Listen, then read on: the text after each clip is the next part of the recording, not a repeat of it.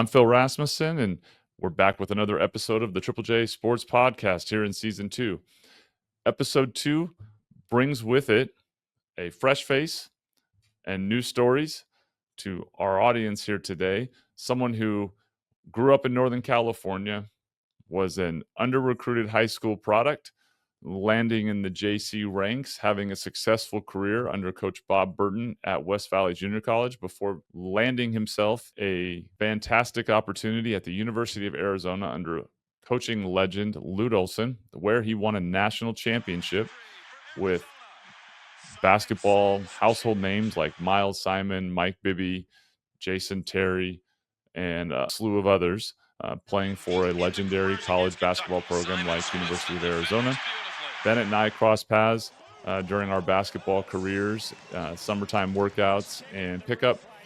Super, super grateful to have had a chance to not only get to know him during my playing career, but really awesome to reconnect with him and hear how his journey has been, not only from his time and his tenure and looking back at the University of Arizona experience, his continued connectivity with the university, but revisiting his professional career where he not only played in a long list of countries throughout Europe and other parts of the world, but also had an extremely successful career and is now teaching and coaching down in the Texas area.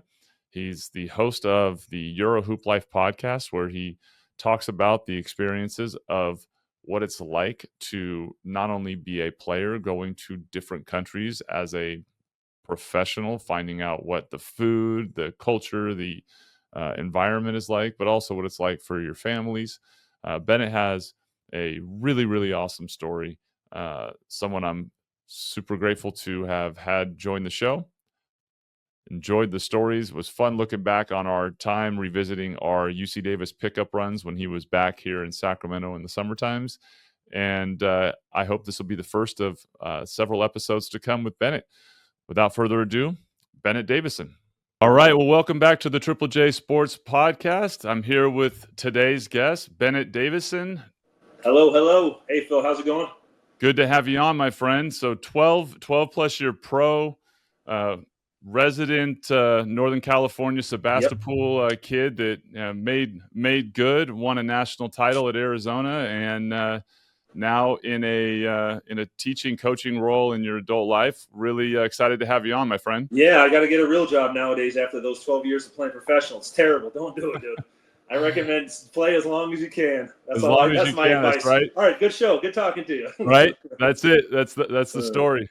I love it. Well, I can see you've got the Arizona swag on, and yes, you managed to do something that no one can take away and win a title with your team there, which is definitely something looking forward to getting into. But before we jump in, let's talk a little, kind of start at the beginning. You grew up in Sebastopol, were obviously a standout in high school, but didn't land right at the Division I level, out of the gate. Talk a little bit about growing up, your kind of athletic upbringing, and how you wound up, at West Valley JC to start with. Well, it actually started with a single mother. Parents got divorced at 4, and all the therapists and all the men in her life said, don't try to contain his energy, just redirect it. There's no way you're going to contain all this energy. And so they said, hey, there's a soccer ball, go chase it. And so I started playing soccer down on the beaches of Santa Barbara. My parents got remarried, which was awesome. I needed a male to teach me how to be a young man. And in doing so, we moved back up to Santa Rosa, Sebastopol, about an hour north of San Francisco. So truthfully, think of it as a small town of 6,000 hippies in the Redwood Forest up on the Russian River. So it's still 6,000 people. I love it. I go back maybe once, twice a year. Mom and dad still live there. Dad was a cable car driver in San Francisco. Mom was a high school teacher, so I kind of followed in her footsteps. And it really became as one of the all-stars or the MVP of the all-stars. My dad was like, you're not staying in this area. So as a junior and senior in high school, we actually went to St. Mary's, Santa Clara, Cal, Stanford, University of Marin, University of San Francisco State, UOP, St. Mary's, and then what was the other? Holy Names, Sacramento State. And we actually knocked on doors, took days off of school and said, hey, where's your basketball coach? we want to, do you guys have a scholarship? This is my son, and here's a cassette tape. He's like, who are you, and what do you want? And we didn't have any opportunities. So they all said, go to a junior college. We're like, well, what does a junior college do? We don't know. And they're like, you can gray shirt, red shirt, all that stuff. And we ended up choosing West Valley, an hour south of San Francisco. And we had Coach Burton. And I went from a high school coach that was really learning how to coach in basketball, a lot of pass screen away, a lot of the old basics.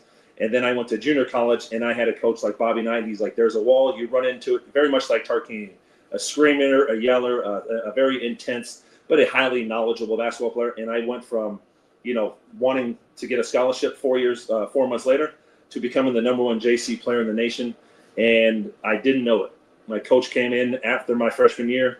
He says, hey, you're doing a good job. There's a couple schools that are still interested in you. And he drops this box on my desk, and it's Duke, North Carolina, Kansas State, Texas Tech, Creighton, Georgetown, St. John's, UCLA, Arizona State, Oregon. And I'm like, what are these? He's like, these are the guys that want you. I was like, they want me?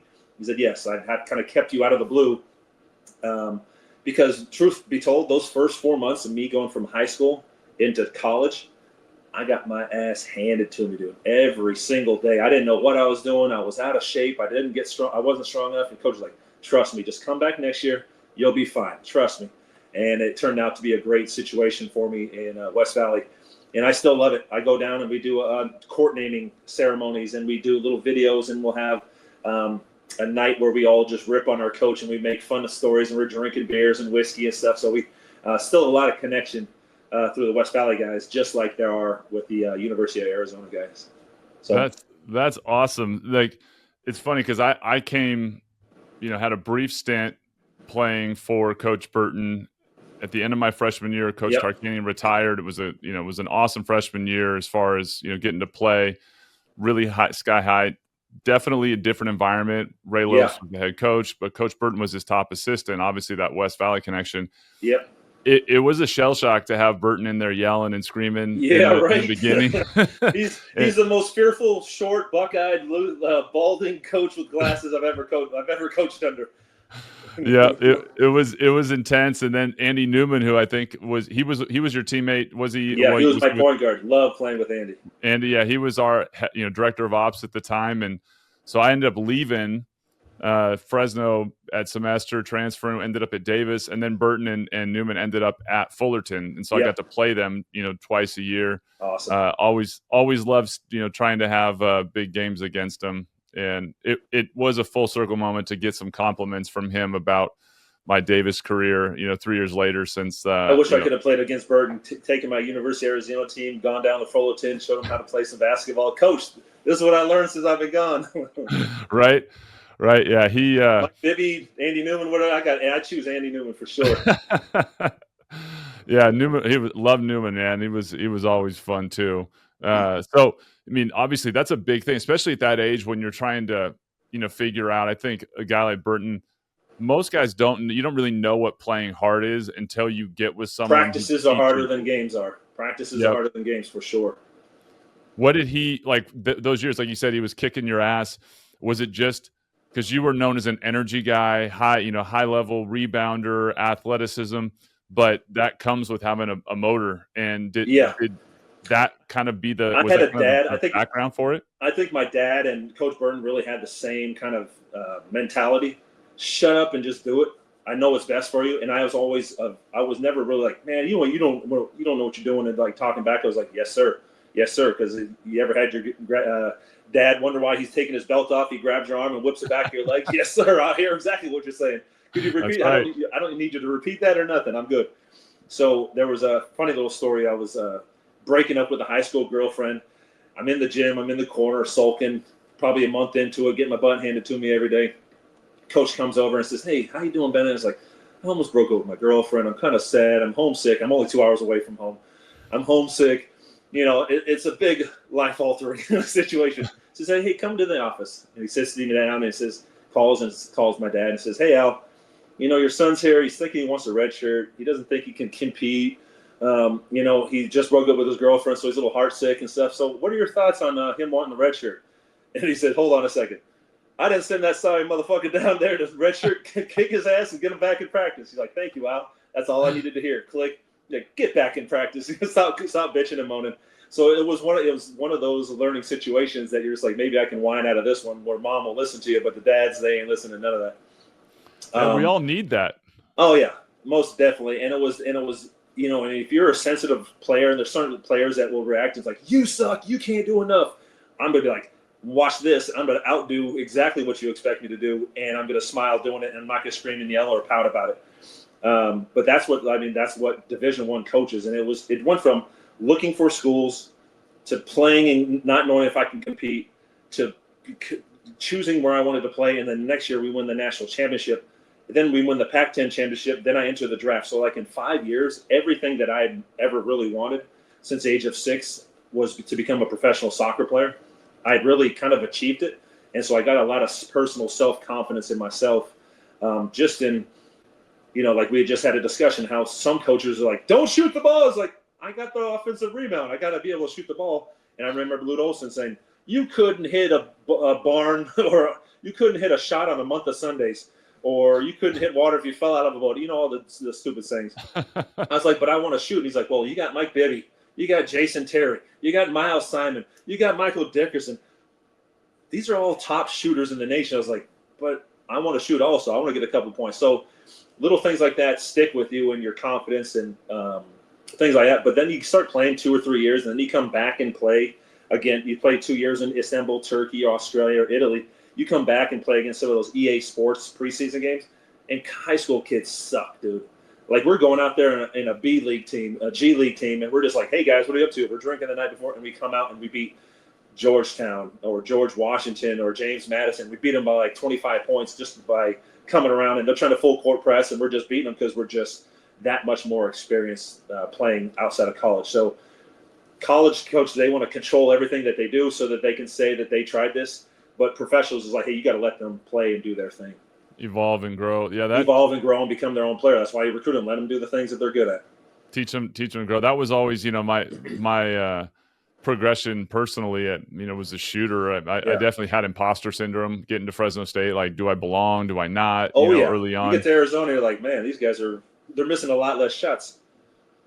Right. Yeah. Like just a different level of talent and explosion. But, you know, the getting thrown in and having that very much like you, I don't question. I need today's generation likes to know the why and it's different. I like knowing the why, but it was my way was to just do it. So I don't have to hear you say, right, stop yelling at me, yell at somebody else. Yeah. I'll do it right next time. So I don't have to hear it. That's exactly how I channel it. But the big thing I think is that's important. And as a coach, you got to care about the well-being. Like if you're actually, you can coach a kid as hard as you want. Like if you actually care about want them to succeed, then you're doing what, needs to be done to help them grow. What do you want parents, like, and when you're going through that process and you're just like, hey, I want my parents to guide me, but your parents are also looking to pass you on to someone, they've had a bunch of soccer coaches and baseball coaches and basketball coaches. That's going to be for a couple months or a season, 8 weeks, 2 months or something.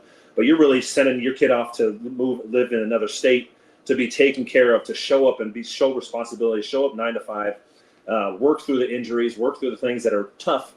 But you're also like, hey, I've done myself a job as a mother and father, and you want to pass them on to another father-like figure. And I think that's where Coach Burton and Lute Olson were really crucial, because you can go, how many times have you heard saying, man, I went to this one school and he just killed everything. I mean, we just talked about it, but he just made me hate basketball. And I've had coaches like that over in Croatia, and they're like, my back in the 5th, 6th, and 7th lumbar, I hadn't been able to lay down and get to the door. It took me like 10 minutes of just severe pain. And then the coach is calling me a liar because my back, he thinks I'm faking my back injury. So I was like poking the ball out of his hands. Don't you ever freaking call me. Like, we're two grown men here. Like, besides coach and player, we'd have the same salary, we had the same idea out here, but don't sit here and call me a liar when you know darn well I haven't been able to get up off the floor because you're practicing too much and you don't even have the proper physical therapy for your players throughout the year. So there's certain people that communicate well, and I think we've all had people like Burden and Lute Olson and Tarkanian that are those men that you really look up to. You admire, yeah. And anytime they can make you laugh on top of it always helps. Right? Cuss you out, and then 2 hours later, it's like, what's up? That was a great stuff. Hey, over here. He's told the story. He used to tell the story, like, and I had Coach Tark's son, Danny Tarkanian, who was an assistant on our staff and he told the same story of what I had heard, which is anytime guys were playing bad, he would come in and go, next time you go pick up your scholarship check, wear a mask and bring a gun because you guys are robbing the university. Like he just funny things like, all right, I know what you're saying, I get it. It's funny, but there's some more vulgar ones that I've heard, but I don't know if you want them on your podcast. Yeah, there's some less PG ones as well. Oh yeah. But those moments of instilling confidence are huge. Like, I knew when some of the things that Coach Tark said to me early on in my career, I did not actually believe that he, okay, he doesn't really think I'm this, but the fact that he was willing to say that to boost the confidence would stick with me, right? Like, if they're not yelling at you, they don't care. Yep, exactly. So, well, let's go kind of a little into the West Valley. So you said you didn't really know you were picking up that level of audience and that much recruiting. Yeah. But then all of a sudden, Coach Burton brings in, the list of scholarship, interest. Talk a little bit about kind of that moment, maybe when you realize, like, oh man, I am a top tier Division I player now. It was really those summer leagues. So after my freshman year, I just basically stayed down in San Jose, and I could drive. I mean, a 2-hour drive, hour 45 wasn't that bad. I pretty much would do Tuesday, Thursday open gyms where you're playing with Steve Nash and Sharif Abdul-Rahim. Then Wednesday nights I go up to the Pro-Ams and play with Jason Kidd and what's his Richmond? Not Mitch Richmond. So a couple of players, they show up. And I'm sitting there just like, you think I'm good enough to play with some NBA players? Like, hell yeah, you are. So the other people reinstilling that confidence in me really helped. Plus, at the same time, when I did that end of my freshman year to the junior year Las Vegas Pro-Am, that was probably the most eye-opening situation because coming from a small town, not knowing where to go, to being like wedged into this funnel of just there's Tarkanian and John Thompson and John Wooden and Lute Olson and, Bill Frieder, everybody's out there coaching. I didn't know who any of these coaches were. He's like, that's that coach. It's like, where's he coach? He's like, Bennett, you're so dumb. How do you not know these things? Like, because I just play basketball. I could care less. Like, I don't watch sports now. So we're playing, and there's this rebound, and someone gets a shot. These guys are kind of tiptoeing it. And as I'm coming over the free throw, I grabbed it out of 4 of their hands and dumped it on all 4 of those players at the same time. And I was just like, and I just kind of ran back. I didn't scream or yell. I didn't go, oh, let's go. I didn't do any of that. I just ran back, and the gym was silent. I was like, did I do good? And then, like, everybody erupted. After the game, Coach Olson was there, but nobody was allowed to talk to us. And our assistant Coach Jackson, we were getting into the van, and he shuts the van, and he pulls out of the parking lot, and he says, Davison, that was insane. I was like, what are you talking about? That dunk. He's like, and look behind us. There was like 5 Division I coaches right behind us, all waiting to find out where the hotel we stayed at so they could come and talk to Coach Burton. And then Coach Burton says, I'm sure the time has lapsed, but they said, I think it was the Pump Brothers. The Pump Brothers came and said, Coach Burton, you got some fees to play. He's like, I got the number 1 player in the nation. You're paying for our hotel. You're paying for our flights. You're paying for our entry fee. You're doing all that stuff. And I want some tickets to the NBA summer leagues and stuff for some of my kids so they can go watch that. And he's like, all right, Coach, you got what you wanted. And I didn't know it. And I was just a big goofy kid playing Tomb Raider and, Sonic the Hedgehog and Crash the Bandicoot, that kind of stuff. And that was probably one of the first times that I'd actually kind of had some of that confidence instead of just being a big goofy kid coming out and running around and jumping a lot. So started realizing it, but it never went to my head. I was so afraid to go to Arizona and get a free pair of shoes and violate a school. I need some first of all, I need this retroactive NIL money. How do we start a survey or something on that? We need to go back and recapture what we could have made as probably tens of dollars. I mean, what a different world from you can't get a free meal to making the kind of money you're making $1,400 less like crazy. Yeah, wild times. I think it's cool. And I think eventually they'll figure out some balance. I talked to a lot of coaches on our podcast about kind of what it's like to be a coach with the transfer portal and NIL, and there's a lot of good and a lot of more challenging things. But with egos and the money coming in and stuff like that, and bouncing in for 1 year and bouncing out. And tough to coach a kid hard if he's got the out clause that is very very easy to grab. But yeah, I think it does require investing in relationships and Absolutely. you know, to start life with that kind of money would not be the worst thing in the I'd rather world. try to figure it out than not have it. Right, exactly. So as you start getting recruited, what schools did you look at, you know, maybe closest, and then talk a Okay. little bit about that experience of getting recruited to Arizona, how you wound up there, and making that I choice. honestly don't know if I hadn't gone to West Valley, it would have turned out probably the way it had. I think Coach Burton is so dialed in with that Division I, Division II, West Coast. And so after that Las Vegas thing, he goes on a 2-week vacation. He's like, just answer any phone calls. Don't commit to anything. Trust me, you will be able to choose geographically where you want to go with any school. I was like, Coach, I don't even want to talk to these coaches anymore. Yeah, I'm following you. He's like, good. So he called me every 2 days. You didn't sign anything, did you? I was like, no, I didn't sign anything. So came back, and I said, I want to be in the West Coast. He's like, all right. So he got the Pac-10. He's like, well, you're not going to UCLA because they already have 4 or 5 players going there. You're not going to USC because the program's under, Mike Bibby's dad came in and they were changing. Arizona State, probably don't want to deal with that one. I was like, I don't want to go to Washington because it's cold. I'm not smart enough to get into Stanford. Cal had, it wasn't as good as certain years and stuff. And I was like, Oregon and Arizona. So I went on one recruiting trip when we were allowed to in the beginning of that sophomore year. I went to Arizona. I was like, Coach, I want to go to Arizona. This is it. I didn't even go on the second recruiting trip. I knew exactly where I wanted to be. So that's what we do. And so this is why I have some of the gears, because I can still go back every August. And Sean Elliott showed up. Kenny Lofton showed up last year. And we do a fantasy league, a Lute Olson fantasy league, and they pay for our flights and hotel. And we go down there on a Thursday, we do a banquet. Friday morning, we do a little warm up in the morning. And then say me and 2 other teammates, or me and another teammates, and then there's 3 other teams, and we just do a mock draft at lunchtime. Hey, you're on our team. You're on our team. We go through some basic plays, and then we just play 2 games right there on that Friday. And then Saturday, we play another game, and then Sunday, we do the playoffs in the morning. And then every night, we all come in stumbling, hungover, and, we're coaching and having a good time. And then we'll go off to see when Coach Olson was here. We go and have dinner with him when he kind of had some of the decline, the mental decline. But I just think that even the years with Sean Elliott and Steve Kerr and Iguodala and some of these players, we never really played with each other, but we're still like that really connected brotherhood. And that goes back to Lute Olson was a father figure that a lot of people and parents entrusted into saying, hey, you're going to turn my young man into a young gentleman. And I think we all look forward to those 4 years. This is going to be my 6th year straight. So I've won 3 out of the 5 championships there. one of those small time achievements, but it was still a fun time. So we all go. That's bragging rights, man. It's bragging rights there. So we go down there, and everyone's like, I want to be on your team. I was like, I don't know if I can draft you and stuff. And it's like, have you gotten any better? And these are guys from, 65 years old, and there's 55-year-olds playing the Pan American games.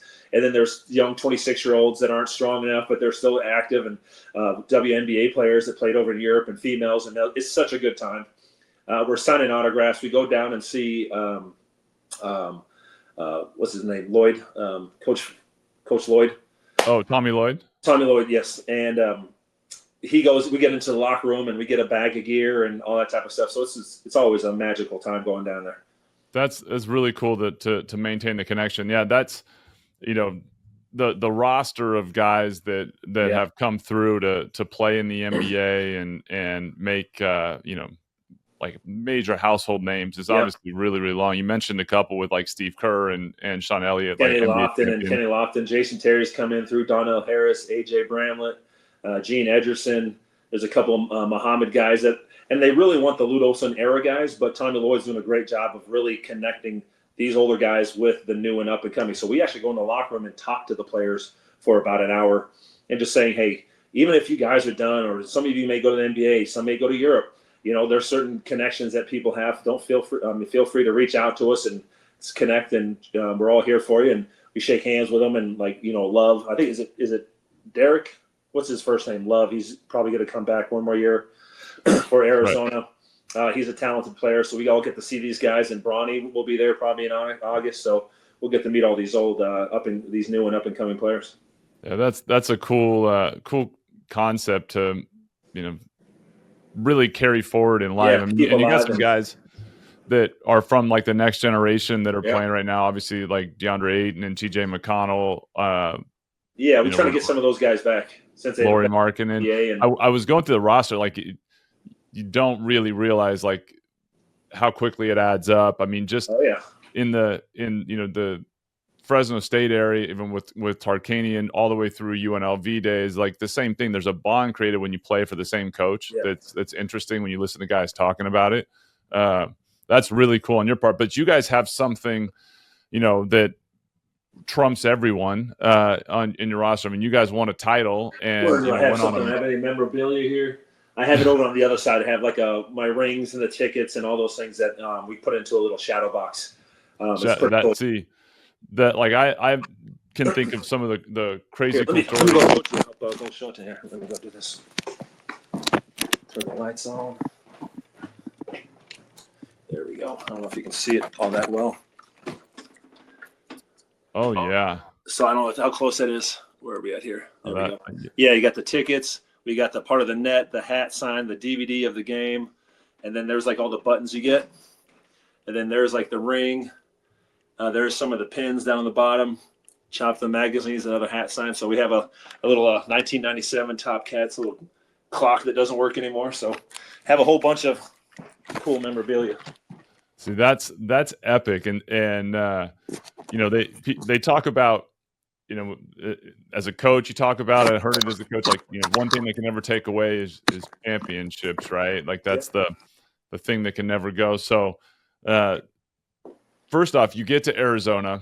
Your team was loaded with guys. You mentioned a few, right? So Actually, Mike we Bibby, weren't loaded with guys. We were the youngest team. We didn't have any seniors, so we only all had youngsters, that they we had became Mike names, Bibby, right? Jason Terry was a sophomore, Dickerson, me, and Miles were juniors, and we had no seniors. So it was such a good fit for Arizona, and that was one of the reasons I chose. Like, we want you here, but there's more than this. We need you here. We just lost Corey Williams, Ben Davis, Joseph Blair, Damon Stoudemire, Reggie Gary. We lost all these, Kelvin Eaton. We lost all these key players, and we need someone that knows that can come in and just jump right in. And I was like, man, y'all are choosing me. This is kind of an honor. Thank you. So we get in there, and it's 116 degrees, and we're figuring out the campus, and we show up to practice. But honestly, we had no knuckleheads.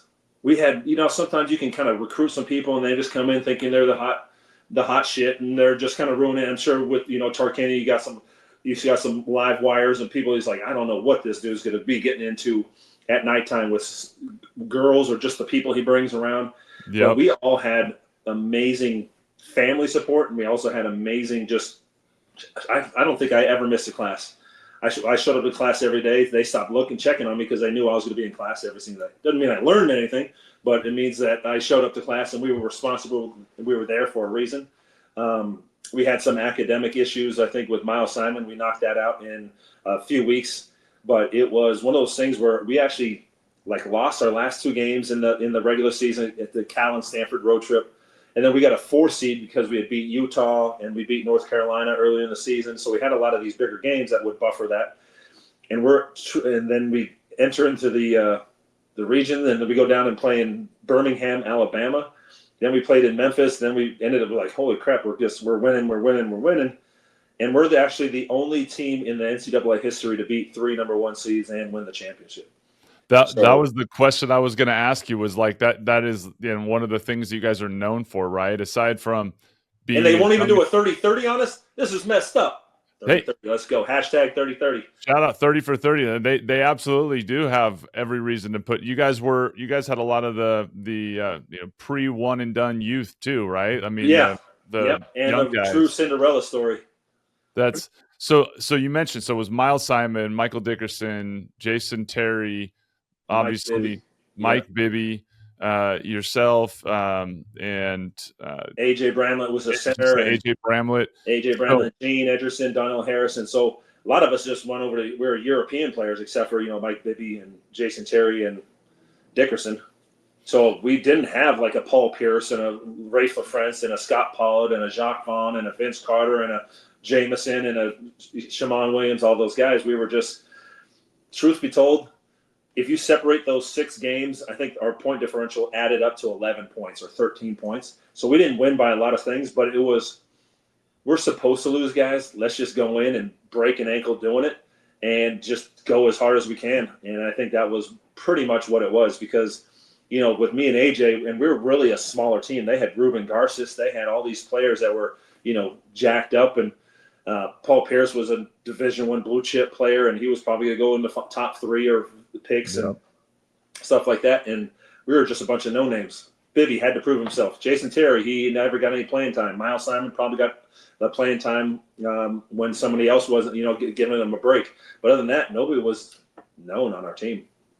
It became, I actually remember, I mean, a few years behind you. So that was one of my most vivid, you know, kind of experiences as a kid watching, you know, as a you know, high school guy watching a tournament. So it was really like a memorable run for you guys. And, you know, when you go like into the Arizona days, so when you first get there and you guys are kind of figuring it all out, what was like, any stories or any kind of moments in that early stage of getting settled at Arizona that Lute Olson jumped out was at you? so organized. It's like when you're at that level, you have a system. And a lot of times I think he just came straight from the airport by doing a seminar at, you know, in LA, and he would catch the flight and he'd show up half an hour and he'd have his, you know, folded piece of paper, you know, right here, folded piece of paper. All right, let's get here. Let's do this. We're going to do this. I saw these things. We need to do this. All right, I need you guys to break up. And the bigs, you're going to go with Coach Johnson. Guards, you're going to go with Rosborough. We're going to break this down. And it was a lot of just different drills, just like, you know, you're breaking down scenarios, right? You're just going over and over and over and say, oh, you're going to show and recover on this one, on this pick and roll. You're going to dribble handoff on this situation because you're being guarded by someone slower than you are. Make them move a lot, get them tired. Hey, we're going to meet the bigs at half court and we're going to be chest to chest with them, so they have to push against us to get them tired quicker. So there's all kinds of these little strategies of, you know, me and AJ, I'm 6'7", 6'8", and he's 6'9", but then we're guarding Todd McCullough and he's 7'4", and the Femmerling, he's 7'2". And it was like, how do we beat these guys? You guys can run all day long and not even get tired. I could also do a pick and roll and guard Brevin Knight for a pick and roll if Jason Terry or Bibby gets stuck. So having those traditional roles of a Patrick Ewing, who's a true center, is not what we did. We just basically changed up everything. I mean, AJ was a very slender 6'10". I was a very slender 6'7". I was probably 215, 220 pounds, and he was probably 225, 230. But then you go against these guys that are 260 and guarding Tony Gonzalez coming off of Cal football. I mean, talk about trying to move somebody. You just got to adjust. And the thing is, if you have someone I'd rather have a short, hard-nosed guy than some tall, soft dude any day. I'd rather have a 6'5" center go busting his butt every single, every second than going out there is like, come on, man, we got to get some more out of you. It's like, no, you don't want those guys on your team with you at the end of the game. Without a doubt. So did you guys, like, you know, obviously to be successful, there's a, you know, everybody settling into roles and everybody finding kind of a rhythm.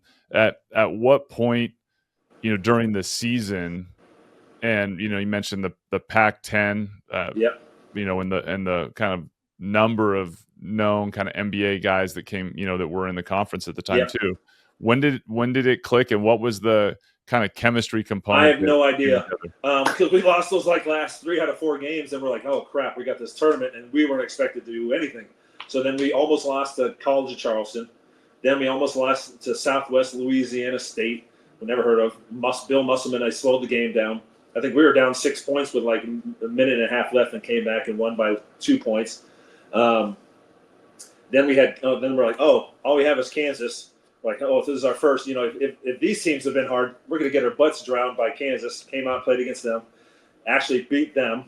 But then we played against Providence. Didn't know anything about, you know, God, Sham God, or any of those guys.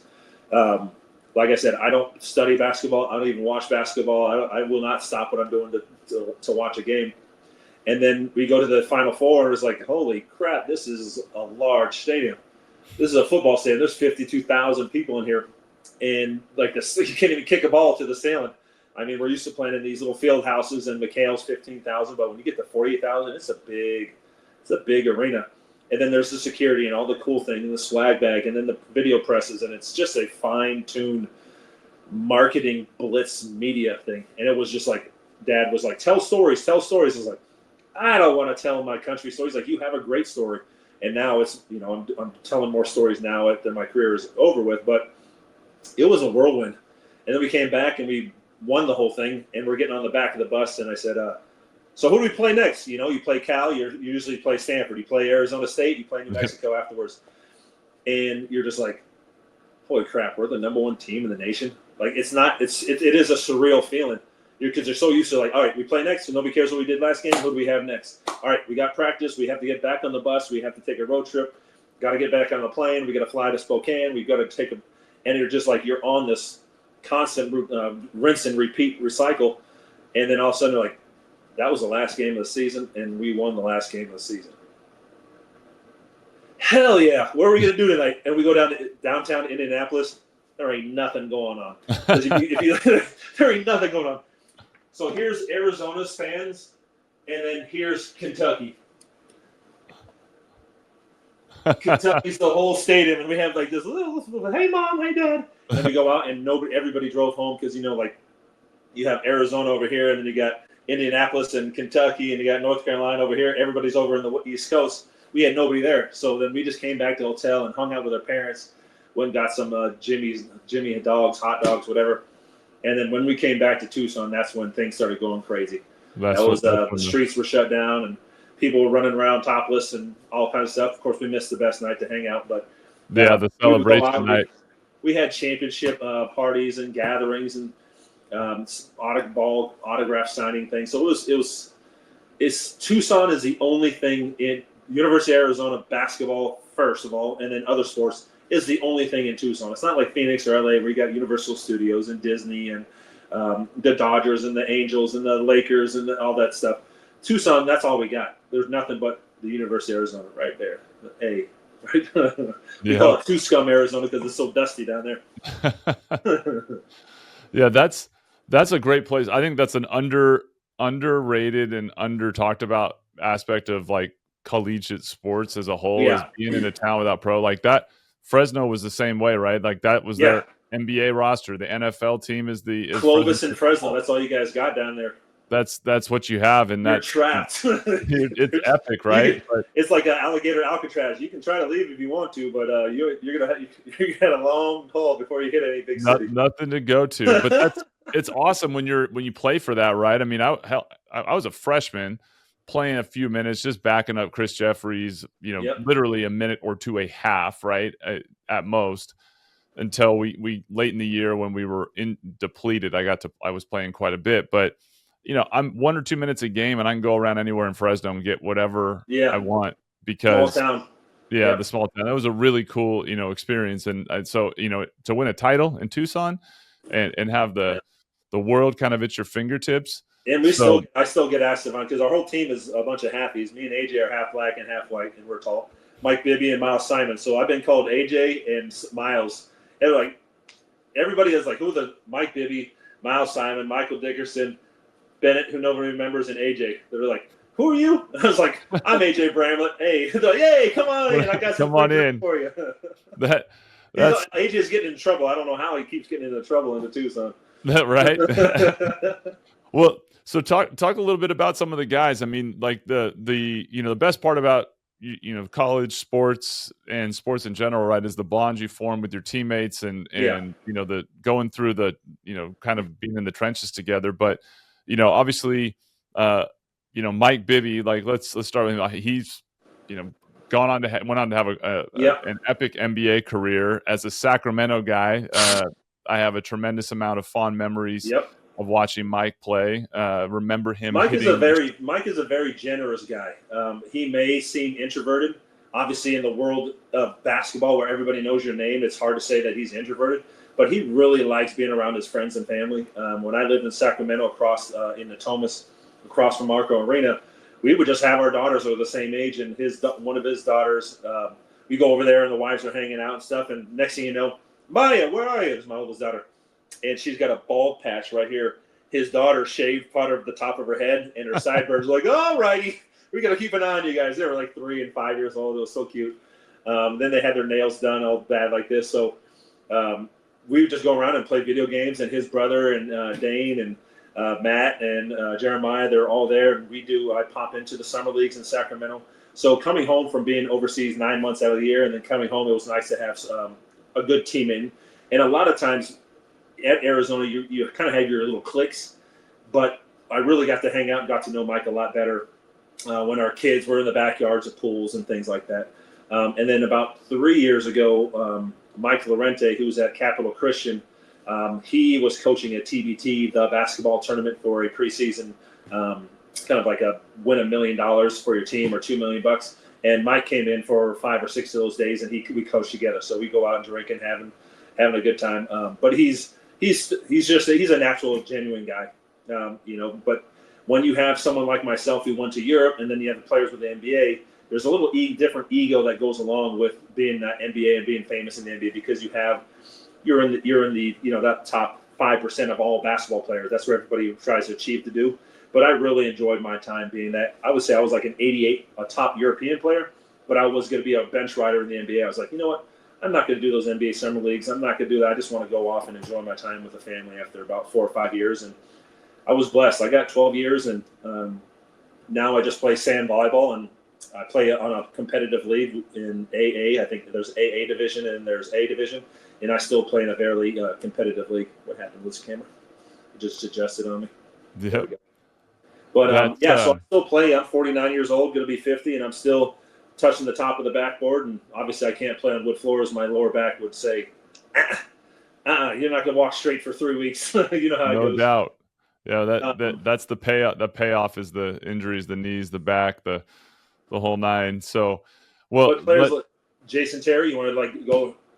Yeah, I was going to say, so a couple things. So before I wanted to go into Mike a little bit more after, but talking, about your guys, like you said, Mike was a freshman, Miles was returning, Michael Dickerson, talk about that year. I mean, obviously to win a title is epic in memory, but throughout the course of any season, the stories of, practices, hanging out together, kind of basically living your entire life, from morning till, you wake up, rush to class, and then you sit in the locker room, pass out, go to class, and then you have study hall, and then you have probably team dinner, and then you can go home at 7. And then usually if you're going to go out again, you're going out with your boys again. So talk a little about some stories from your years at Arizona. Well, Mike was so much younger. I was more friends with Miles Simon, John Ash. We roomed together the first year. And then the second year, I was roommates with Jason Terry and AJ Bramlett. So for Mike Bibby, and he was so close to Phoenix, so he always had his Team Dime friends with him. Yep. So I got to hang out with him, but we weren't really going to the same gatherings. We really didn't have a lot of we didn't go to frat parties. We didn't go to we would just go to each other's houses and drink a little bit. So St. Ives Special Brew, which you'd probably throw up and think of what the hell are you thinking? But he was underage. After we run the championship, we all got into a streamer van, and we tried to get into the strip clubs, and they wouldn't even let us into the strip clubs. So we weren't really big party people. Even after the championship, we would maybe could go to some outdoor, maybe the Cat House or something like that. But it wasn't anything that was. I never really went to clubs. I never really started going to clubs until afterwards. The only thing that we would do was one day Justin Wessel, he was a freshman. He ended up redshirting, and him and Mike Bibby, he ended up just jumping on the hood of his car. He slid off and then kind of jammed his foot a little bit and broke his foot. So there's those kind of mishaps, but there was nothing running from cops or getting girls pregnant. There was none of that. It was honestly we were such a bunch of squares. Really, I mean, I think besides Gene, me and Gene was a ladies' man. I had a girlfriend at the time. AJ had a girlfriend at the time. Mike had a baby mama at the time, and he had just had his first son born. So, I mean, to any wild stories, Jason Terry has those long cat socks. I said, JT, let me get one of your old pairs of socks. He's like, yeah, whatever. I got 10 of them. So I had him sign them, and I took them to the specialist, and I got 2 10-inch subwoofers and an amplifier for my car.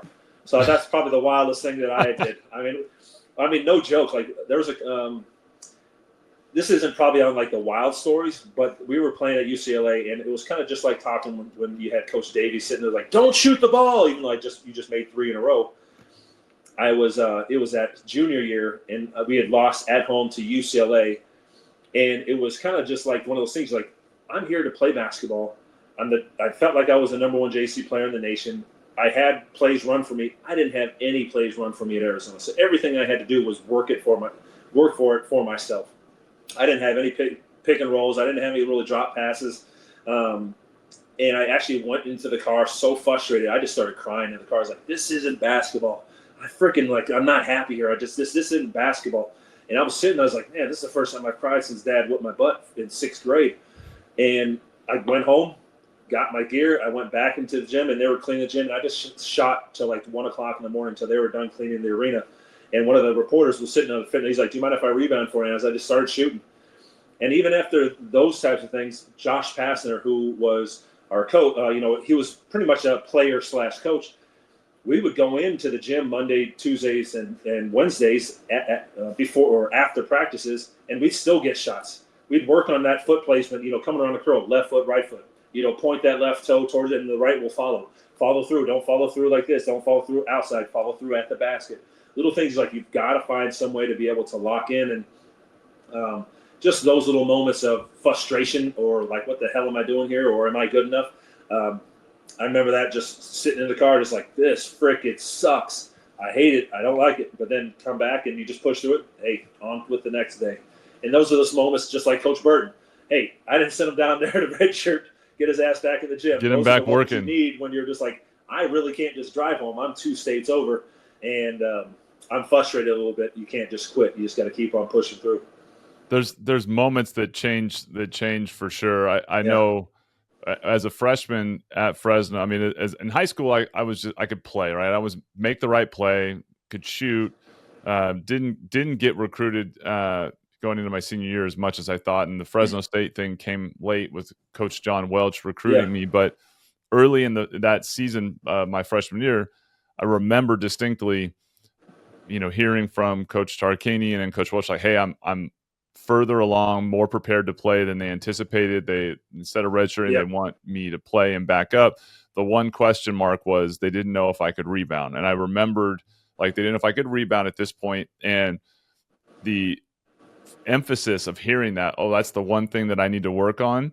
Yep. I'm in the limited minutes I would play, I always got a couple rebounds. And then latter half of my career at Davis, I had, I don't know how many double-doubles, averaged close to 7 or 8. Just by that little plug in your brain. Just a great rebounder. I had good instincts, good eye instincts to find the basketball, to go track it, to tip it to myself. Always slice went position, to the glass. Just those little nuances, just like slice position. It'll get you 2 extra stats, and you had 10 rebounds instead of 8 rebounds. Just that little difference. Exactly. And that like one moment of like it being the thing that was pointed out, and it wasn't a negative, changed my mentality to where every single rebound I just instinctively pursued. And those things, I think, for every guy, there are those moments. Do you recognize them, or do you back down from them?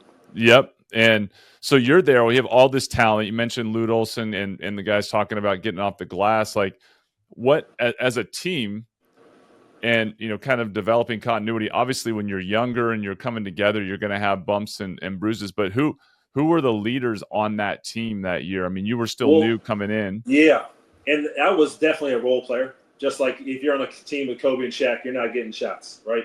You're playing with James Harden or Luka Doncic, you just got to sit there and wait. And they were good players. I mean, you got Jason Terry, who I think he's 3rd in NBA history of all made threes. You got Mike Bibby as one of the top point guards in the top 10 in the history of NBA, possibly. And it was a game. We played Utah at the Pond in LA. And Coach Johnson came to me. He's like, I don't want you to worry about scoring. I don't want you to worry about rebounding. Your only job is to never let Keith Van Horn touch the ball. I was like, let me see what we got here. And we were just trying to figure out what we could do to get the game going. And that last 25 minutes of the game, I think he had 1 point. He never touched the ball. I was like, I had one focus. It's just like, hey, I got to improve my rebounding. Hey, I'm going to make sure that I crash these boards, or I'm going to wait at the free throw line for those long shots, long rebounds. I think he had 3 points in those last 21 minutes. And then the other guys came in. And so you're asking, like, what was it like having those players? Like, if I'm doing my job and I'm stopping their best player. I'm stopping probably the number 1 or 2 best players in the nation that's going to be recruited, and I just shut him down, and I can compete with this guy. Was I going to go and score 22 points on him? No, that wasn't my role there. But my role was to, Phil, you're not touching the ball. Yep. I denied everything. He didn't. He's like, his hands are in your shorts, and he just got so frustrated because I was so focused on that one thing, and that thing allowed us to win the game and come back and win. And I was just such in a zone, and my coach is like, "You're doing great, dude. Just keep doing what you're doing." At the end of the game, the coach was like, "Bennett, you got the MVP of this game, dude. You're the only reason. Like, that initial gusto got that going, so everybody else could start doing their things." And I took out their best scorer, and our other teammates' scores came in and stepped up, and it was a good feeling. And it was like one of those things, just like you can't be the top scorer all the time. But it was probably close after that UCLA game where I was frustrated and crying, where I went to like, man, I love this game. This is I can compete at this level, and I can excel at this level also. Finding that way to be a competitive plus in every aspect, knowing your skill set. I mean, that run, you guys obviously look like on paper like Miles Simon being kind of the oldest, most experienced, well versed. Who was kind of the leader on your team, like amongst the group, like that, was with a lot of younger guys and veterans, somebody that was less, Miles was definitely the verbal leader. He had the most time on the floor. Mike Bibby and Jason Terry were the ones that just were the point guards, but they did it with their actions. AJ Bryant was a very good, he's like, yo, pick your head up. About that one guy, pick your head up, don't get down, don't show it on national television. But Miles Simon, he was one of the guys that would come in the locker room. He's like, guys, Coach Olsen, coaches, can you step out real quick? We want to have a kind of a team. He was by far the guy that gave that verbal, and he backed it up because he was and playing at Modern Day, he was such a solid, fundamental player of just jump stop, up and under, kind of float through off the backboard. Crazy, not a crazy athlete, but he was an athlete because his IQ is through the roof. His basketball IQ. That's why he's a head assistant coach for the Suns. But Mike Bibby, Jason Terry were the physical ones. Michael Dickerson, you wouldn't even know if he was in the locker room. Mike D, what's up? Anybody heard from Mike D? Oh, there he is right there. Never heard from the dude. As soon as the game was over, he'd just go off, and we call him. He was just the ninja. He was just in and out. You just never knew he was there. But he definitely was the guy that physically dominated and came through in so many clutch situations that it was. You just have, and you can't have all verbal people. And we didn't have some of those, the guys coming in locker room and just loud talking for no reason and being disrespectful. We didn't have those guys. Everything that we said always seemed like it had a purpose. But Lute Olson also was that coach. Everything he said, it sounded like he thought about it for 5 seconds before he said it. Where Burton is like, no. Coach Olson's like, well, I think that we should do this, and the strategy of setting a pick and roll is like he was a strategist. Strategist, yeah. Strategist, yeah. He's really good at strategery. That's right. Well, when you got talent like that, it is, putting them in positions to succeed, getting them bought in, right, creating buy-in, and the concept. You mentioned a few. I mean, that run, right? Obviously, Kentucky was the your kind of the coup de grace at the end, right? Yeah. But on that run, you mentioned you beat Kansas and Paul Pierce. Mm-hmm. God Shamgar with Providence, North Carolina with Vince Carter and Anton Jamison. I did get dunked on. Real quick before you go continue. Yes. So I'm sitting there. We used to run this play with Coach Joe Burton, the 3 zone, and you'd come and then they swing it around the key and then they swing it back around and the guy would loop around the backside, set a back screen alley-oop. I'm sitting there against North Carolina. I'm like, boom, boom, boom. I recognize this play. I got dunked on. I was like, man, I got dunked on by Vince Carter. We've all been dunked on, but that was it was bad because I was like, I recognize this play. Oh no, here it comes. That's the word. I had a play at Davis against San Bernardino. I remember where all week the scouting report was don't get backdoored. A guy named Jonathan Levy back then, really athletic. Don't get backdoored. The coaches were like really emphatic on don't take the bait and come up the line on the screen because they'll backdoor for the lob. And I literally 2 minutes into the game, they ran the play. I took the bait on the screen, got backdoored, and I think I sat for Probably the like next. a 52 back fast break. Yeah, it was like just oh man, those those are memorable. What Uh-huh. you put plenty of guys on posters, and We that's did. post your Arizona career. That's actually how you and I first got connected, and we were all Sacramento's a hub. Oh yeah, Thanks to Al Biancani and his Al strength Biancani and program. Barnes and all those guys. Armstead, Gus. Yep, Armstead. Gus with all the workouts and the summer league, and for me that was such a March great of Dimes. time. What's that? March of Dimes with Mike Lorente and. Yep. And so you were back. You finished your career at Arizona. You're playing professionally. We're back. I certainly remember we got all the Kings guys. We've got all the Division I guys that are now playing Yep. Division I, the guys that are playing overseas, baseball, basketball. It was obviously a really cool environment for athletes to all be in and work. Yeah, and I remember a lot of good quality players in a small little area. The working out was great as a young guy, and I was a fan. So to watching baseball and basketball, so it was fun to now be in that environment as well. And I remember a lot of obviously the lifting with Al and the crew and Mike and Team Dime coming through, but shooting afterwards. I remember Jason Capono was up one of the summers, and that's when I realized I had a long way to go as a shooter. We would shoot 50. Yeah, you start shooting with some good shooters. I had played with Andrew Gaze. This dude would be upset if he missed. He was 48 for 50. That's 50 for 50 from threes. I was like, man, I got a long way to go here. I used to say that all the time, like to guys. They'd be like, I would sit with Jason and we'd shoot. When we'd catch and shoot, he'd be regularly 48, 49 out of 50. Dude. And we're 32. We're lucky if we get 32 or 25. Yeah, I'm like, I was a good shooter, so I'm like 40 to 45. 45, I was cooking, right? Like, and I'd be 40s. If I hit in the 30s, I was embarrassed. But he was regularly 48, 49.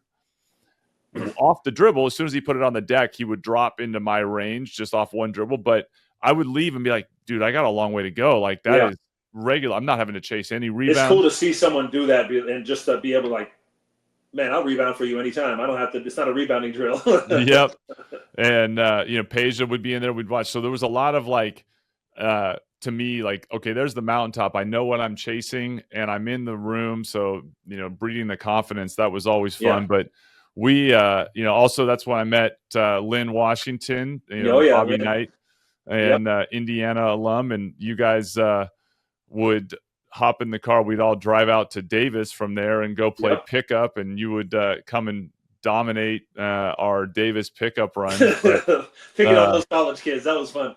Yeah, it was always fun for me to roll out with you guys and go and bring you guys to pick up and kind of it was a good transition for me because I was still trying to figure out how I fit in at Davis after leaving Fresno. But what do you remember about the workouts back then because you were a pro at that point? Yeah, so a lot of it was you're just in Europe. You practice twice a day, every damn day for 2 hours, and it's 1-on-1, 2-on-2, 3-on-3, and it's like, Coach, we just need a time off. Like, just take some. He's like, no, American, you must practice more. You must practice more. I'm like, do you want us for practice or do you want for the game? Just practice. You're okay. You're okay. You'll be fine. And you're just beat up and tired and exhausted. You've been doing this since August, September. You've been doing this for 6 months straight. You'll even play in a game on Saturday, and you'll still practice on Sunday morning for like 10 months straight. So when I came home, after that first 5 years of doing NBA Summer Leagues, I was like, I just want to relax. So a lot of it was just going to Al Biancani's Monday, Wednesday, Friday, getting those box jumps in, getting the sprint training, getting the vertical jump, and just having a bunch of different age group, a bunch of kids. And it was just always just messing with the high school kids and finding out who they were because I'm a very social person. Then we'd run over to the Gold's Gym where Mike Bibby and his Team Dime was out there just goofing off, being silly. Yeah. And then a lot of it was just me riding my bike with my daughters. We go down the Sacramento River and ride my bike, and they'd have little snacks and cereal, and we'd ride down and go fishing or play in the sand. And one of them would be passed out to give the ex-wife a break. But those were good years. I mean, Sacramento, we lived right in that little silver, I don't know what it was, the Thomas Lake, whatever it was. Thomas Lake area. when I was gone, it was like, from 1998 till 2010, I was gone 9, 10 months out of the year. So when I came home, it was always being around family. So I really didn't have like a nightlife of going out. You're waking up at 4 a.m. and Daddy, I wet the bed. All right, let's go get you tucked in. Let's get you washed up. Let's get you tucked in. And 4 or 5, can I sleep with you? Come on in bed. And then 5 a.m, you're like, hey, let's go turn on Blue's Clues or Dora the Explorer. And a lot of that Sacramento time was that. So for me, it was just go out, stay in some basic shape, but still being around family, go up to Tahoe. And because, you got San Francisco where I got family. And then I got San Sebastopol, and then we got Tahoe right up the hill and things like that. And I'd do some basketball camps down in Clovis and Fresno and things like that. So it was a lot of just staying in basketball, but getting away from basketball. You can get burnt out. Yeah. I mean, that was one of the biggest things that I wanted to do. And now I'm a high school teacher coaching basketball, but I wanted to become successful in something outside of sports. So I really got into residential and commercial solar, worked for a bunch of great companies, learned a new type of industry, financing, design blueprints and stuff, solar arrays and the grain financing and stuff like that. So I really did that for about 2012 to 2016, and then just ended up saying I'm going to become a teacher and have my own youth basketball program overseas after school kind of a thing. So now it's just giving back to the kids. All the kids, they look up to me. It's easy being 6'7", Yeah, the memory and jumps out with the height, and then tell them your story, and now you have the intrigue for sure. And I mean, your pro career, you mentioned it. That's a big sacrifice that people don't necessarily understand. I mean, it makes sense the minute you say you're going overseas to play, but when your family's staying at home in the States and living, and you're you're only getting visits or trips out. Talk a little about your pro career as a whole, and then the highlights of that, as well as kind of what that's like to be traveling like that. The easiest way to describe it is my brother came out with his family, and he had a son and daughter. They were 5 and 3 years old or something, and he came out and he stayed with us for 2 weeks, and he's like, you bust your ass. I was like, you think I just show up to games and play basketball? He's like, you're gone all the time. He's like, yeah, I'm practicing. You practice in the morning, you come home, you eat, you sleep, you go back to practice, you stay up till 12 o'clock, 1 o'clock, and you go back to sleep, and you rinse and repeat that. You do that every single day. And it is a nice thing where you can practice, do something for 2 hours, take 4 hours off, do another 2 hours, and then take some of that time off to get your night done. But it's a grind. If you're not sore, you're not in shape. So for me to get 12 years and not have any serious ankle or I've had bone chips, don't have any real knee problems except for long flights where you're folded up in half. That's right. And then my lower back, 4, 5, and 6, or 5, 6, and 7 are just kind of shot. So I don't do anything on wood floors anymore. I can't even play for 10 minutes with my high school kids because I'll just start walking crooked for a couple of weeks. So I've really, with that life overseas, they traveled with me. So I went to Istanbul, Turkey. Then I went to Australia. Then I did 2 years in Slovenia, and I would, the ex-wife and girlfriend at the time. And then once I got finished up with Slovenia, she came over, visited. We got pregnant, asked her to marry me. We were married for about 7 years and raised 3 daughters. But we were living overseas together, except for maybe the preseason. You leave August 15th. They come out September 15th. You're together for that 9 months. During playoffs, you're gone probably 15 out of 25 days. So they're like, I might as well go home and get the house ready. And I'll see you when the playoffs are. I want to be on the first thing smoking. Once that playoff is over, it's like, so I get to leave 1 day, 2 days? When am I leaving? You've been over there all that whole season. But it's a glamorous job, but it's better to do it when you're in your 20s. Then, my daughters my oldest daughter, Maya, she's played soccer at Georgetown. She's graduating from business. So for her, she's had that experience of being overseas and watching their father play professional basketball. Kiara, she's up at Chicago of Illinois in Chicago, Loyola of Chicago, and she had that experience. And so the youngest one, Talia, she was kind of at the end of that career, and she got about a year or two of it. But really, you want as you're traveling overseas, that experience is something you really can't emulate unless you're getting paid. You're really, truthfully, contract comes out on Monday, sign it on Tuesday, pack Wednesday and Thursday, leave Friday for 9 or 10 months, and you're living overseas. You don't know who's going to pick you up from the airport. You're getting on a flight. You don't speak the language. You don't even know what kind of food they're at. So I was in Turkey. I was like, at the deli, I was like, moo, oh, buck, buck, buck, buck, buck. What is this? And I had to do sound effects to know what the hell the meat is. And then he's like, no, it's woof, woof. I was like, nah, I don't want that. No. I don't want the dog over there. No And dog. so we ended up going over. So one experience over. So you're experiencing these different cultures.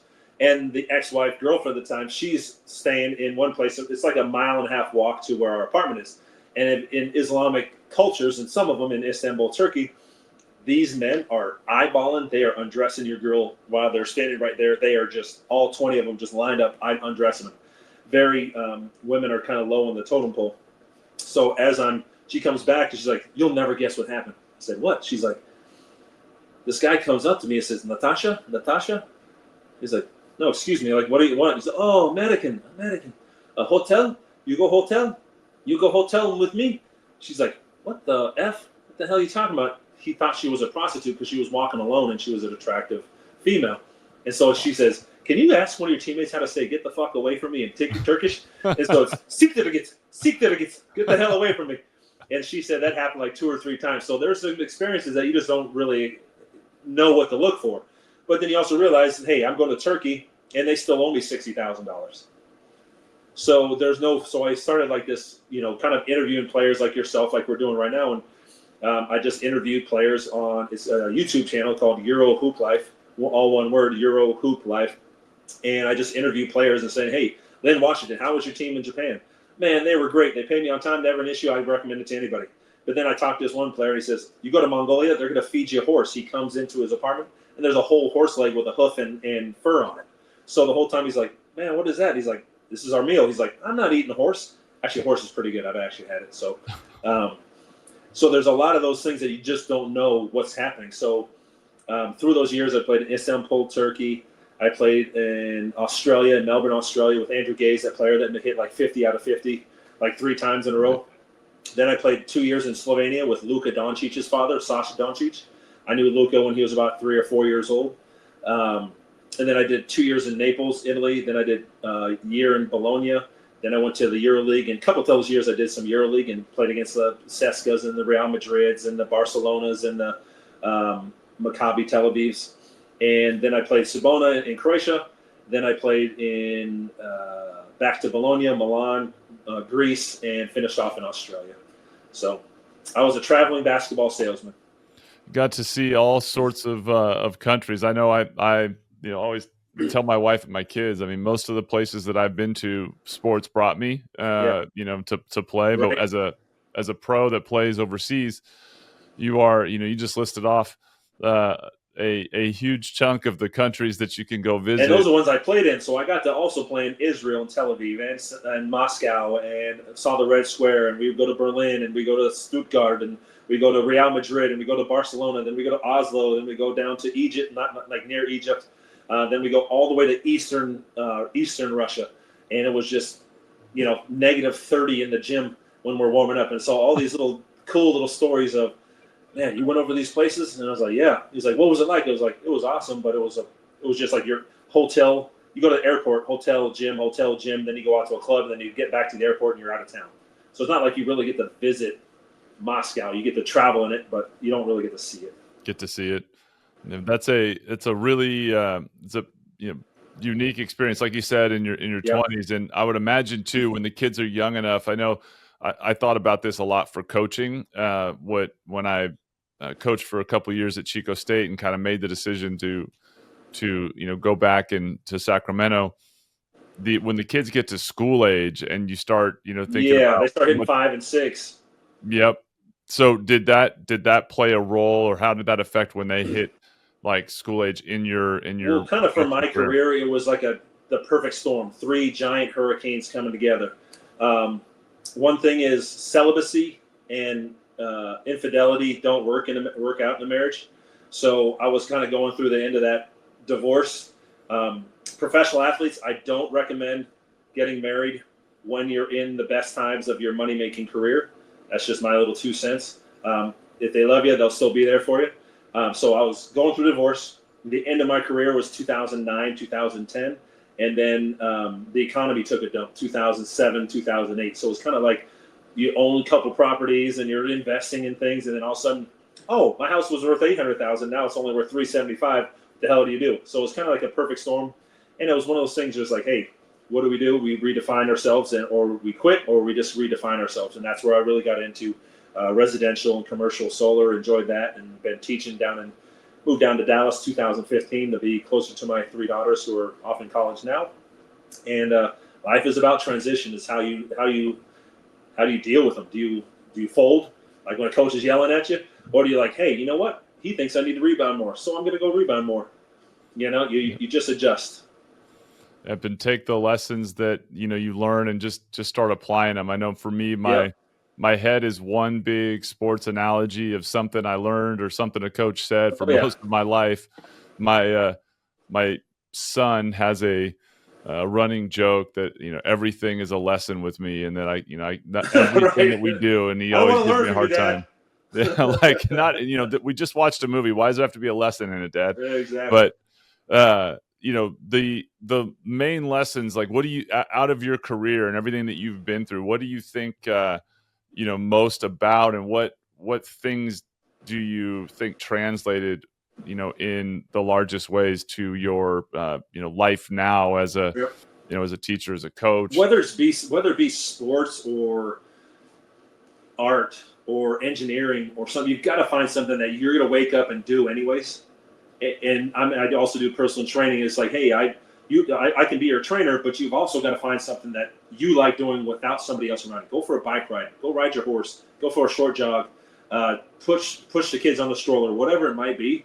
Find something that you enjoy that you're going to do by yourself. And I knew from the age of 6 that I wanted to be a professional soccer player. So that just translated, and Mom and Dad really like, all right, we're going to do everything we can do to get you here. We're going to get you to practice. We're going to get you to the best environments. If we don't know an answer, we're going to go knock on doors. And they knew that because I was so passionate about it. But if you're not passionate about anything, it's hard to find something to be passionate about. You just got to find something. And then if you don't know, go ask somebody that does know. I want to do chalk art better. Google chalk art. Man, there's a guy right down the street, and we'll just do a Wednesday night chalk art class. I really like bonsai trees. Go find somebody that does bonsai trees or loves botany or something like that. Any kids, and I think the biggest thing with sports is you're so used to losing that it doesn't affect you anymore, right? You don't get a job or you don't get an opportunity or say, hey, coach, like how many times you said, I've been down in Venezuela, I come down and there's another American in the lobby, and I was like, I guess I'm going home. I just had 2 games. I had 36 points. I had 21 points. I had 18 points. I had 22 points. The fifth game, I had 8 points. So like, hey, we got to let you go. It's like, all right, cool. On to the next one. Instead of like, wow, what do you mean? Is there anything else I could do to keep my job? And like, just don't be that guy. You don't want to be that guy on that team. I think sports has motivated individuals. The people that are coaching you, some are good, some are bad. You have a fellowship, a brotherhood of guys that you're just like, you may be in each other's faces barking at each other, but then 20 minutes later, he's like, dude, I needed that. I need a little kick in the ass for that type of stuff. You deal with perseverance. This may not work out, but I'm gonna give my damnedest in trying. And then also at the same time, employers love having sports people in their office. I think we're about positivity. No matter what kind of deadlines there are, we're always positive. But you also have these. I have a volleyball friend who call him Angry Mike because he's always angry. He's like, I don't want to play with you, Mike. You're always angry. Why is this just we're out here drinking in a drinking league and you're upset the whole time? It's like, come on, man, stay positive. Let's go. So it still translate. And plus, all the kids, and they always like, Coach, you play basketball? Can you teach me how to play basketball? Yeah, we got this little after-school basketball academy, and it's good to verbalize and to be able to share. And there's always a word, a Jewish word. It means mensch. Have you ever heard the word mensch? Yes, absolutely. Yeah, someone that's willing to give of their time and their knowledge to be able to educate someone else that is seeking knowledge and needing of that time. And I've always felt like with my dad's outgoing personality and my mom's educational side of things, that's something I've always wanted to do, is just give back and educate people on some of the experiences. And I'm not a rocket scientist. I know Elon Musk, but there's certain things that I can pass on to kids that are feeling down or taking a negative perspective on things, and hey, turn that frown upside down and think about it this way. So Those are epic, man. And you know, you mentioned a couple that jump out, but obviously learning how to fail and getting used to Learning how to fail. failure Exactly. is one of those things that it's lessons, it's growth, it's development, it's how you respond to it is ultimately whether or not you are going to grow from it and Oh, get yeah. better. But 100%. nothing like going through losing streaks or getting let go to kind of build that kind of skill set. Nothing worse than And losing than having Bert yell at you saying it's your fault. like, what do you do with it? It makes Yeah. life. I know I used to in my kind of mid 20s and into 30s, I would, no matter what I was dealing with, I always used to kind of just say to myself, it's not 4 a.m. I'm not getting up to go do some crazy military workout for Yeah. an hour. I'm not being And shot at. yeah, I'm not that, like, whatever it is that I'm dealing with, it's manageable, right? And Yeah. just having those things. I also think like coaches that affected me positively, and then coaches that had like the counter have inspired me throughout my And they life as a learn from leader. men who inspired them, and now they're passing down. There's nothing better than passing down knowledge from someone that you're sharing something. Like, could be, I like doing Legos. Hey, I want to find a men's group who does a bunch of Legos and sits Yep. around and drinks beer and tequila. But you got to find that stuff, and it's like basketball was such a select thing. That was soccer was my first passion, then it turned to soccer, and then basketball, and now it's volleyball. I really just like doing these things, but I got to stay active and I got to stay fit in my 50s. Well, the Not fact 50 that you're yet. still jumping, I mean, you had pogo sticks for legs, so I don't know about still doing that in the 50s, man. That's a Yeah, little. I'm still doing it. We're still. I just won my first tournament in a couple of weeks ago, so I made $130. Gang. That's Sack that. awesome, man. Well, it's been an absolute This has been fun, pleasure to Phil. revisit and reconnect, man. And any anything to kind of wrap about what you're doing now down in Dallas Yeah. and life I there? moved here 10 years ago to be around my three daughters, Maya Davison, Kiara, and Talia. They are off and doing volleyball, and they're succeeding in their world. So the biggest thing is coming down and being involved in their life. Second part is I'm a high school teacher. Just about to go back into my 7th year of teaching, and I do EMT health certification. So Greek and Latin prefixes and suffixes.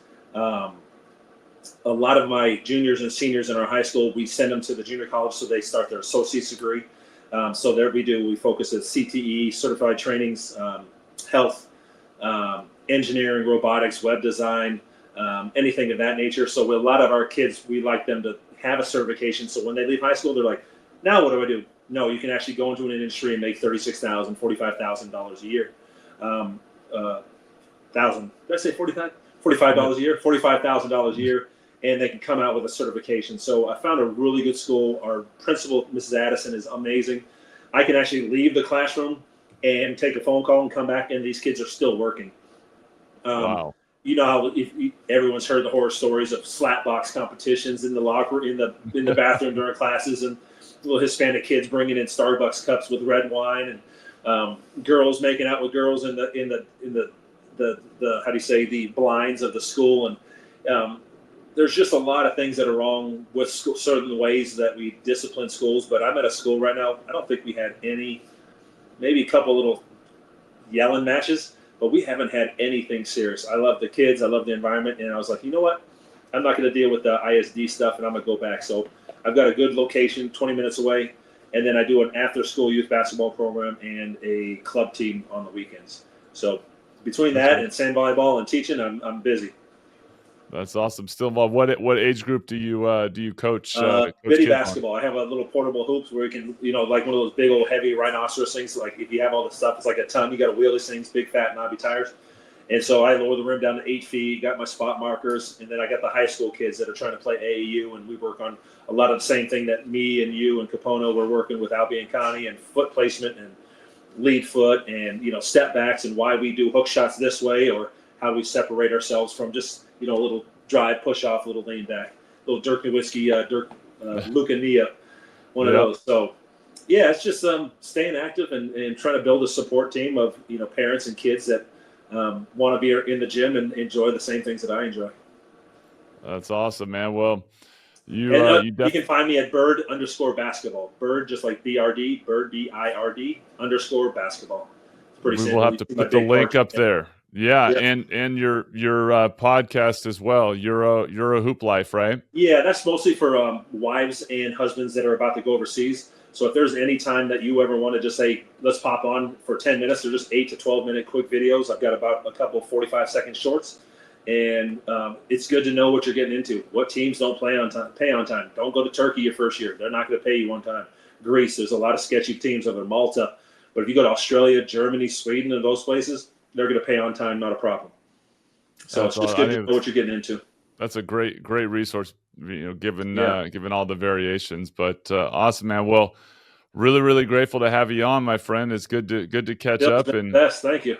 Good to see you're still fitting in your Arizona gear too. Oh, after all these years. I got the extra medium, but hey, I got to stay sexy for these young ladies out here. That's right. Well, good luck with the rest of the youth today down there. I got 2 more weeks of vacation, and I got to get back into the school year. Back to the grind. We'll have to get you back on again here for another episode. But thanks Sounds again. Sounds good. I'll be in Northern California in December around Christmas time. I'll hit you up. Awesome, my man.